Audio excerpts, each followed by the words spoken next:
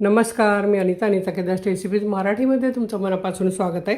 तर आज आपण रक्षाबंधन किंवा श्रावण महिना स्पेशल खोबऱ्याची वडी बनवतोय। फक्त 2 साहित्य, अगदी जास्त कामदाम नाही आणि खूप सोपी आणि खुसखुशीत, तोंडात टाकताच विरघळणारी अशी, खरं तोडायची इच्छा होत नाही एवढी छान वडी झालेली, पण तुम्हाला दाखवलंच पाहिजे म्हणजे तुम्हाला कळेल।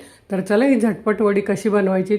रक्षाबंधन किंवा श्रावण महिन्यात श्रावणी सोमवार असतात किंवा काही सण असतो, त्यासाठी आपल्याला नैवेद्याला ही खोबऱ्याची वडी छान बनवणं येते।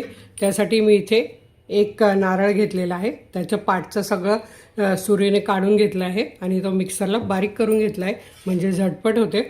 आता आपण हा नारळाचा चव किती आहे ते वाटीने मोजून घेऊया, म्हणजे आपल्याला साखर घ्यायला बरं पडेल। तर हे बघा, असे वाटीने, जी आपल्या घरात वाटी असेल त्याने किंवा मेजरमेंट कपने आपण मोजून घेऊ शकतात। आणि असं थोडंसं दाबून घ्यायचं, एकदम हलकं पण घ्यायचं नाही, म्हणजे साखरेचं प्रमाण अगदी बरोबर होतं। तर हे बघा, हा 1 वाटी झाला आहे। हे बघा, एक मोठा नारळ होता माझा, तर बरोबर अगदी 2 वाट्या नारळाचा चव झालेला आहे।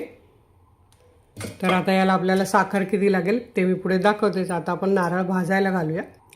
आता इथे आपण जाडबुडाची कढई घेतलेली आहे, अशी पसरटच घ्यायची, त्यामुळे पटकन वडी व्हायला मदत होते। आणि आता यात आपल्याला साजूक तूप घालून घ्यायचं आहे, 1-2 चमचे।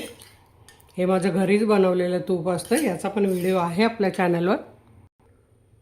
आता हे तूप आपलं तापलेलं आहे थोडंसं, त्यात आपल्याला हा नारळाचा चव घालून घ्यायचा आहे आणि 1-2 ते 3 मिनटं तरी छान असा बारीक गॅसवरच परतून घ्यायचा आहे। याचा रंग बदलू द्यायचा नाही आहे, फक्त खोबऱ्याचा चव छान भाजला गेला पाहिजे, म्हणजे ही वडी अगदी तुम्ही 1.5-2 महिने पण टिकते ही वडी।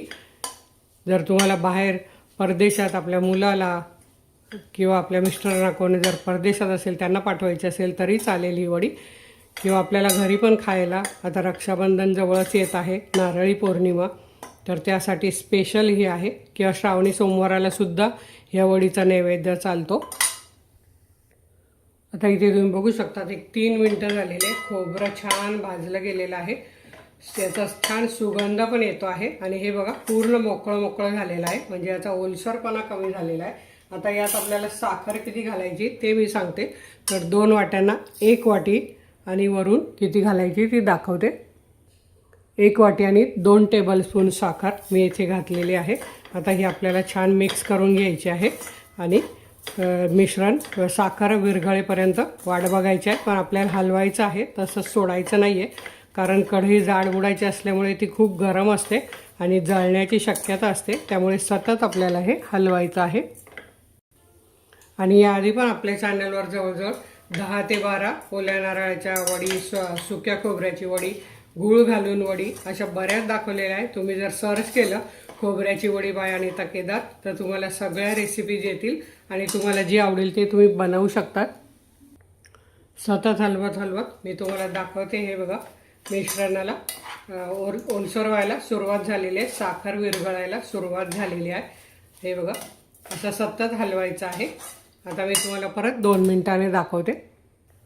आता इथे तुम्ही बघू शकता, मिश्रण थोडंसं पातळ व्हायला सुरुवात झालेली आहे। हे बघा, तर असंच आपल्याला कंटिन्यू हलवायचं आहे। आता इथे बघा 5 मिनिटं झाली आहे, मी हलवते, अजून आपल्याला 4-5 मिनिटं लागणार आहे, म्हणजे आपली वडी छान खुसखुशीत होईल। तर हे बघा, असं सतत ढवळायचं आहे, खाली लागू नाही द्यायचं, म्हणजे पांढरी शुभ्र वडी होते। आता हे बघा, अजून 3 मिनिटं झालेले आहेत आणि वडीचं मिश्रण एकदम परफेक्ट झालेलं आहे आपल्याला वडी बनवण्यासाठी। हे बघा, जे कडेला असं लागायला सुरुवात झालेली आहे, साखर बनायला सुरुवात झालेली, याचा अर्थ तर हे अगदी परफेक्ट झालेलं आहे।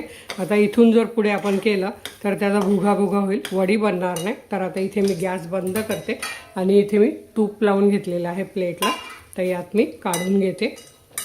तर आता इथे मी मिश्रण काढून घेते, थापून घ्यायचं आहे।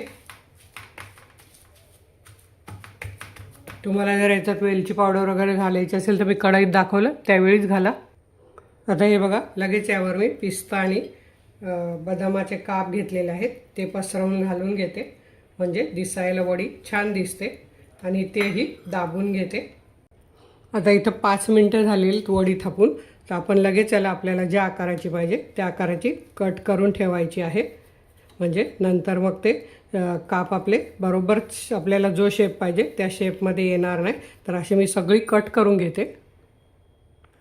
तर आता ही आपण अशीच एक 15-20 मिनटं छान थंड करून घेऊ पंख्याखाली. झाकण ठेवायचं नाही आहे, नाहीतर मग ती घाम येईल आणि ती ओलसर होईल. त्यामुळे आपल्याला सुक्की वडी पाहिजे. तर अशीच पंख्याखाली आपण एक 15 मिनिटांनी बघूया. तर हे बघा आपल्या इथे थंड झाल्या आहेत वड्या. आता आपण ह्या काढून बघूया. तर झटपट अशा वड्या ह्या होणाऱ्या आपल्या इथे तयार झालेल्या आहेत. इथे तुम्ही बघू शकतात. आता या मी प्लेटमध्ये काढून घेते आणि तर इथे तुम्ही बघू शकता झटपट अशा खुसखुशीत वड्या इथे तयार झालेल्या आहेत आणि जरा पण ह्या खराब होत नाहीत.